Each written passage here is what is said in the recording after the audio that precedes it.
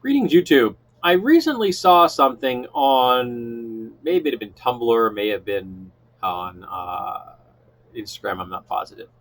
But essentially, someone was saying how in the hospital scene in the second Batman film, the one where Heath Ledger plays the Joker, that Harvey Dent only recognizes the Joker not being a nurse when he takes the mask off and displays his face. Even though, obviously, if you were to look at the Joker in that scene holistically, doesn't much look like a nurse, and the mask doesn't really cover up a whole lot.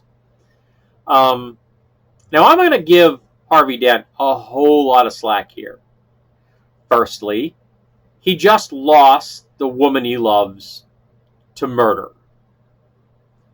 Two, he just had half his body almost completely burned off, and now his face has sections of it where the skull is exposed. So yeah, I'm gonna give Harvey Dent a lot of slack on that one. I'm gonna say it's okay that Harvey Dent didn't figure out that the Joker was not a nurse. It's all right. But the meta comment that the posters didn't seem to realize they were making was that they themselves missed a much bigger thing than the fact that the Joker did a very poor impersonation of a nurse. And that is, the Joker blew up a hospital with 55-gallon drums of fertilizer and diesel fuel. Now, I don't know if you know what a 55-gallon drum weighs, but a gallon of water is 8 pounds a gallon.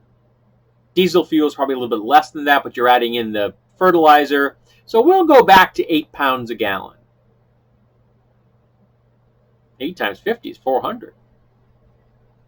8 times 5 is 40. So that means that barrel weighs 440 pounds. And there were dozens of these things in that hospital basement. I want you to imagine right now that if you were to take a 55-gallon drum, which has a special type of dolly to move it with. I've used them. They're a pain in the ass, but they do work. You run it up there and you slide this gripper on the top. It grabs the top of the rim of the barrel, and you heave it back with all your might, and then you can then push the barrel. And they often have a third wheel, or actually a couple of second set of wheels, so that you don't drop them and then land on yourself, crushing you. Again, 440 pounds. You don't want to play around with that. No joking business. So, I want you to try imagining getting one of those into a hospital in the United States of America today. One of them. One. Do it in a clandestine manner so that nobody knows it's there. And then do that again and again and again and again until you've got the 24 or 30 barrels of fuel fertilizer mix that you need to blow up the building. Do you think you could do that in a clandestine manner? I don't think you could do it in a clandestine manner. You might be able to do it in an abandoned building. You could conceivably maybe pull it off in an industrial setting. Maybe. Possibly. But everything that goes into a factory has a manifest. It's going to be recorded. Everything that goes in, everything that goes out. The same thing for hospitals. Inventory control, folks. It isn't just the army that runs on its inventory. Hospitals and factories do as well. Inventory control is a major cost. Because if you don't control your inventory, you lose even more.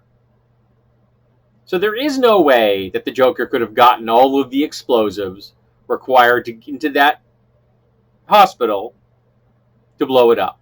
Now, if he'd used C4, it would have been easier to blow up, but still, he would have had to have pulled off some really big scheme to get that much C4 into the building. And C4 is much smaller, much denser. explosive than it is the diesel fuel fertilizer mix that he was using. Because he went low tech, folks. Everything about the Joker was low tech. He said it so himself. He said pure fertilizer and diesel fuel is cheap. And it is. It's also hard to control, hard to mask. It smells like crack, literally. And diesel fuel. You can't hide it. So while trying to make a pithy comment about why a deeply wounded, deeply traumatized man didn't recognize the Joker was not a nurse, the commenter revealed their own ignorance of how the hell the Joker blew up a hospital. Oh, and by the way, the part where the Joker leaves and the device doesn't work and he smacks it was in the script. Heath Ledger didn't make that up. Sorry, that's a myth.